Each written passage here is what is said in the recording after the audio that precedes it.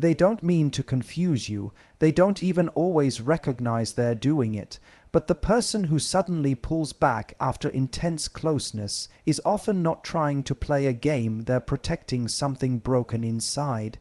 Understanding someone with avoidant attachment isn't about excusing harmful behavior.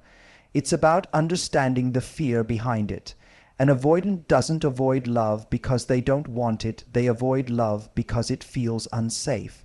Intimacy, for them, often triggers old survival mechanisms.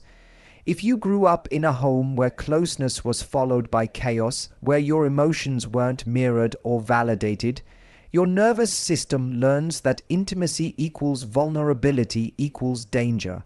So as adults, even if they crave connection, their default becomes withdrawal. They lean in. Until you lean in more, they open up. Until your presence gets too real, they desire love. Until love starts asking them to feel.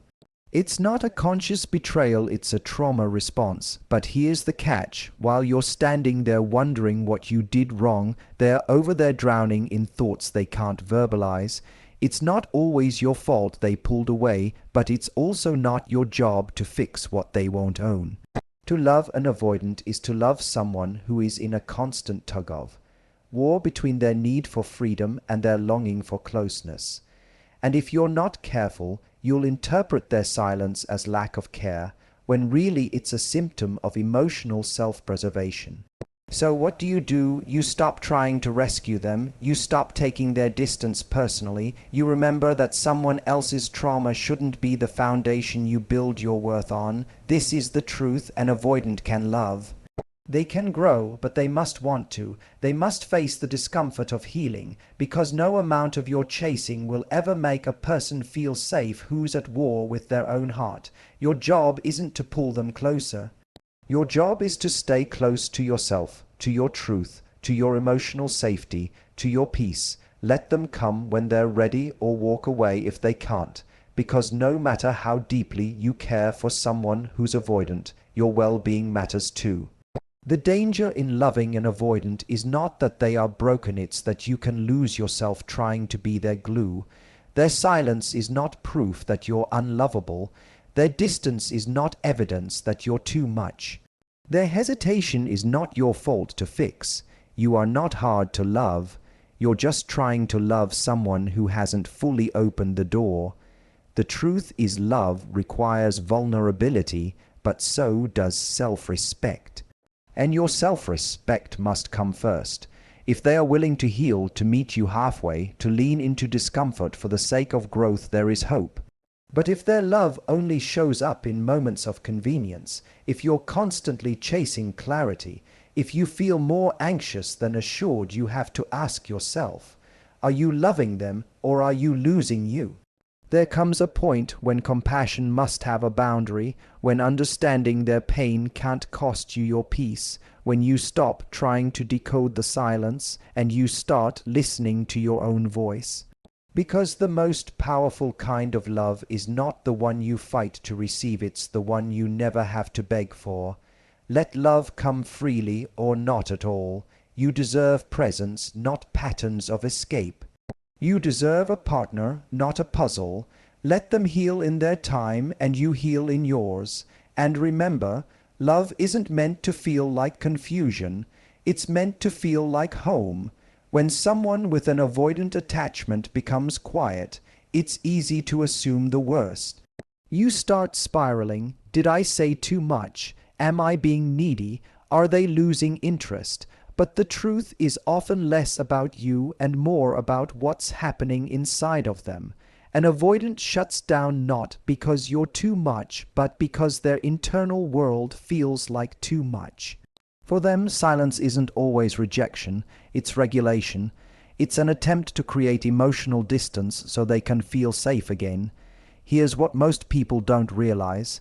An avoidant person doesn't process intimacy the same way someone with secure or anxious attachment does. Where you might feel closeness as comforting, they often feel it as pressure. Where you might crave more connection after vulnerability, they feel the need to retreat. This retreat can feel devastating. It feels like being emotionally abandoned at the moment you're opening your heart. But while you're left staring at a screen, waiting for a reply or rereading the last message, trying to find the fault line, they're often in a cycle of inner shutdown, not because they don't care, but because caring scares them. Their silence is not a sign that you need to be quieter or softer. It's a sign that they are in a space where they don't yet know how to hold the weight of emotional intimacy. So what can you do? You step back without shrinking. You give space without self-sacrificing. You allow them to have their process while still honoring your own emotional needs. This is where self-awareness becomes powerful. You can recognize their behavior for what it is, a protective mechanism, and stop internalizing it as a reflection of your worth. Because here's what matters more than their silence: your response to it. Do you chase it? Do you try to fix it? Do you make yourself small to fit into their comfort zone? Or do you breathe, hold your ground, and stay rooted in the truth that you are worthy of someone who doesn't disappear when it matters most? When silence becomes a pattern, it creates emotional insecurity in a relationship, and while you can have compassion for their overwhelm, you must also be honest. A relationship where one person is always silencing themselves so the other feels comfortable isn't connection, it's codependency. Understanding an avoidant means learning to love without losing your voice. You can give space without giving up on your needs. You can offer empathy without abandoning your truth. Let their silence be what it is, a moment, not a mirror. You're not too much, you're not wrong, you're just growing beyond relationships that don't speak your language of love. Here's the paradox of the avoidant: they deeply crave connection, and yet they're terrified of depending on someone. So when real intimacy starts to take root, not surface-level connection, but the kind where hearts are truly seen, they push away the very thing they've longed for. Why? Because in their mind, dependency is danger. To need someone means risking being let down. To rely on someone means surrendering control. To feel safe in love means stepping into the most vulnerable position of all, being known. Avoidants weren't born this way. Somewhere along the way, love and reliability became disconnected for them. Maybe a caregiver was unpredictable. Maybe emotional needs went unmet. Maybe expressing neediness led to rejection or ridicule. So the child in them made a decision: I'll be fine on my own, it's safer this way. But the adult in them still longs for closeness, so they get into relationships. They love deeply, they show up for a while. Until the moment comes when the connection feels too real, too intimate, too risky, and then the walls go up. Suddenly they're busy, they need space, they don't know what they want. You feel confused because everything was going so well. But this isn't about you doing something wrong. It's about their nervous system interpreting emotional closeness as threat. So they self-sabotage to regain a sense of control. They'll pull away to protect themselves. But in the process, they often hurt the very person who made them feel seen.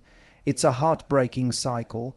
One minute you're laughing in the kitchen, feeling close, safe, connected. The next, you're wondering why they haven't replied in 2 days. You're not being dramatic, your heart feels the absence. But don't let it rewrite your worth.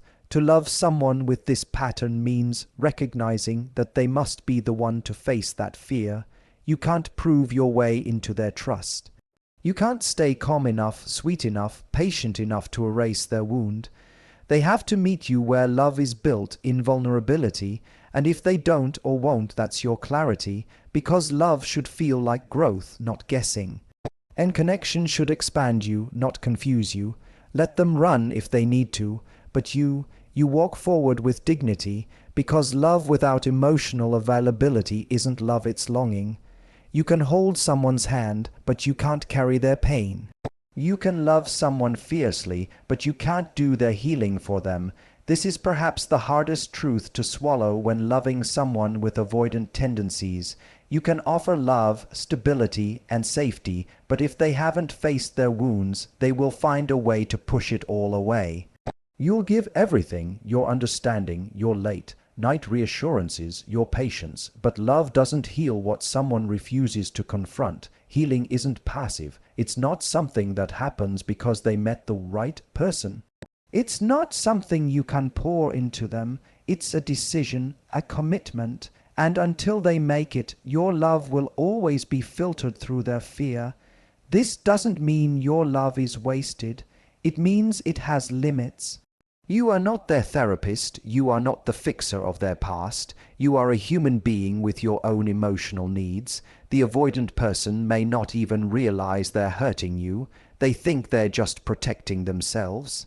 But in that process, they end up wounding you subtly, consistently, painfully. Your compassion must have a boundary, because if you keep bleeding for someone who won't even bandage their own pain, you will run dry. They have to want healing more than they want comfort. They have to recognize their patterns and take ownership. Otherwise, you're building a future on a foundation full of cracks. You deserve a love that doesn't make you question your value. That doesn't make you responsible for someone else's brokenness. That doesn't confuse inconsistency with emotional depth. You can love them deeply, but if they don't love themselves enough to heal, you'll always feel like you're fighting for connection that slips through your fingers. Sometimes the most loving thing you can do is let go. Let go with love. Let go with strength. Let go with the knowledge that real love doesn't require you to rescue someone from their own walls. Real love should not feel like a guessing game.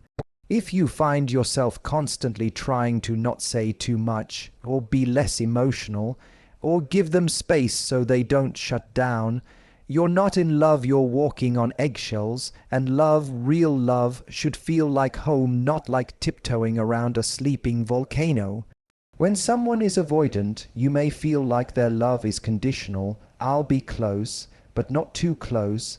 I'll be present, but only on my terms. I'll be vulnerable, but not when you need me most. It's a relationship built on managing their comfort. And in the process, you lose your own voice. You start shrinking to fit their emotional capacity.